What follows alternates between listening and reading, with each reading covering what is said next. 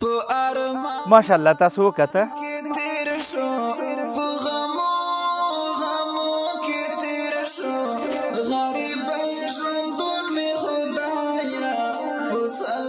السلام علیکم ورحمت الله. خبیب خانه څنګه طبیعت دې څنګه دی؟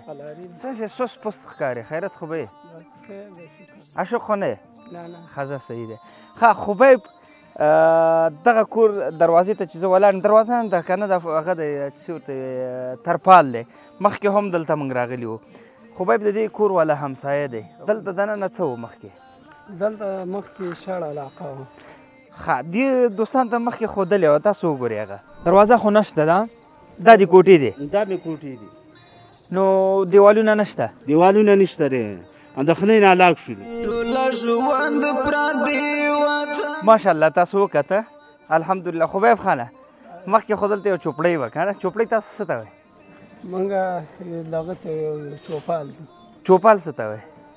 چوپال معنی لاندې کټونه خیمې ته مړه تاسو راشئ ښه دلته د دې کاکا دغه لاهور خان که نه ستاسو همسایه واقعا دی خو مستحق و د ماجر چې راغله دلته خو دا کور مور څه نه و. بس دوستانو الحمدلله همیش لپاره موږ وایو چې قمر بنسټ کوشش کې بنیادي کارونه اساسي کارونه د هیوادوالو ته په حقیقي معنا خدمت وکړو. لله الحمد دې کې یو څه ناڅه بریالي تاسو وینئ ښایسته ماشاءالله ښایسته کور ورته جوړ شوی دی دا وینئ یو اتاق دی. ته راځه خبیب خانه ته هم راسره راځه.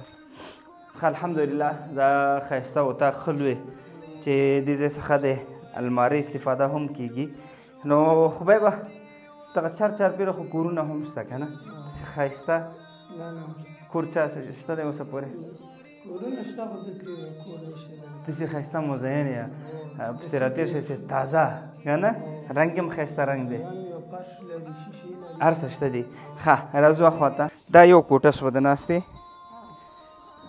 ورسره دغه وړوکی غوندې دهلیز شو صحیح شو دا چې دی تشناب دی ښه ښایسته داسې 2 متره کې تشناب دی ورسره دغه د اشپزخانې په نوم باندې ده دې خوا راشه دا اشپزخانه شه په ده کې هم کوی شي د ناستې استفاده ترې وکړي دلته هغه دلته دیګ پوخ شو دلته یې وم ایټینګ روم هم شو لیوینګ روم شو او واش روم شو ورسره نور خو تاسو پوهېږئ په دې شانه ماشاءالله.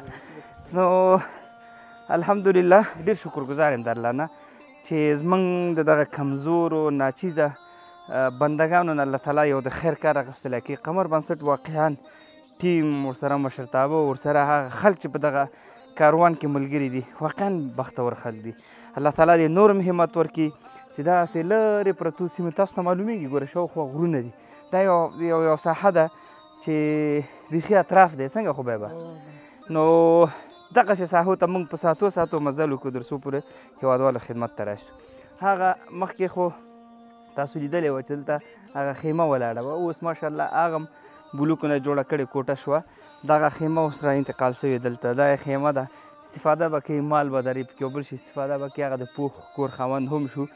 نو الله تعالی دې تاسو ټولو نه راضي شي خصوصا چې د قمر بنسټ سره په دغه سپیڅلي کاروان کې یو ځای یاستئ دا هیوادوال په موږ تاسو حق لري.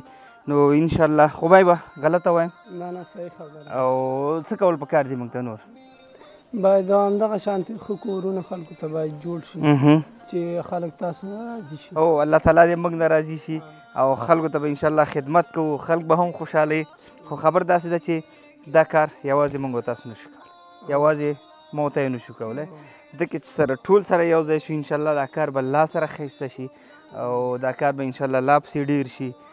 نن د دغه لاهور کاکا هغه خیمه په ښایسته کور بدله شوه انشاءالله دا چې در څو پورې ده کې ژوند کوي د ده بچي د ده لمسي د دې اجر او ثواب مرسته کوونکو ته شته دا جاري صدقه ده که غواړئ موږ بل کور هم داسې جوړ کړو نو تاسو په دغه سپیڅلي کاروان کې موږ سره یو ځای شئ تر څو پورې لا ډېر خدمت وکړو. وټساپ نمبر آنلاین مرستو لپاره لینکونه دکې ځانونه ثبت کړئ چې تر څو پورې افغانستان ته یو څه وکړو.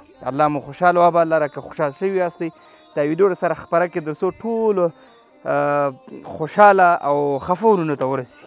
الله مو جنتي کا. السلام علیکم ورحمت الله.